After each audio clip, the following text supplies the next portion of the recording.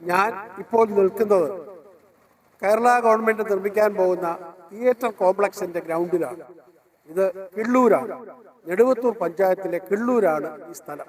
33 കോടി രൂപ മുടക്കി സർക്കാർ ഇവിടെ ഒരു തിയേറ്റർ കോംപ്ലക്സ് ഉണ്ടാക്കുന്നത് നല്ല കാര്യം, വളരെ വളരെ നല്ല കാര്യം. അവിടെ കൊട്ടാരക്കര ശ്രീധരൻ നായരെ പോലൊരു മഹാപ്രതിഭാശാലി ഓർക്കുന്നത് അതിലേറെ നല്ലത്. പക്ഷേ ഇവിടെ 2 പ്രധാന തിയേറ്ററും മറ്റ് അനുബന്ധ സാധനങ്ങളും നിർമ്മിക്കുന്നു. 33 കോടി രൂപ 33.5 കോടി രൂപ ചെലവാക്കിയാണ് ഇത് നിർമ്മിക്കുന്നത്. ഇതിൽ ഒന്ന് കൊട്ടാരക്കര ശ്രീധരൻ നായരുടെ ഒരു പൂർണ്ണകായ പ്രതിമ, പിന്നൊന്ന് ഭരത് മുരളിയുടെ ഒരു പ്രതിമ. രണ്ടുപേരും നല്ല നടന്മാരാണ്. മുരളിക്ക് അദ്ദേഹത്തിന്റെ ജന്മസ്ഥലമായ കൊടവട്ടൂരും ഒരു സ്മാരകം ഉണ്ടാക്കുന്നുണ്ട്. സർക്കാരും നാട്ടുകാരും ചേർന്ന് അത് നിർമ്മിക്കുകയാണ്. അപ്പോൾ എന്തുകൊണ്ട് ഒരാൾക്ക് 2 സ്മാരകം? ഒന്ന്.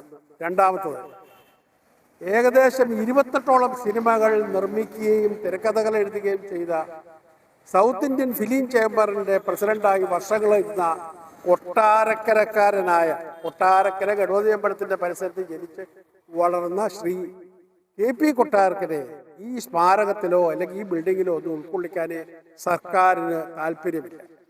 അതിൻ്റെ പിന്നിൽ രാഷ്ട്രീയമുണ്ടോ ഇല്ലയോ എന്ന് എനിക്കറിഞ്ഞുകൂടാ.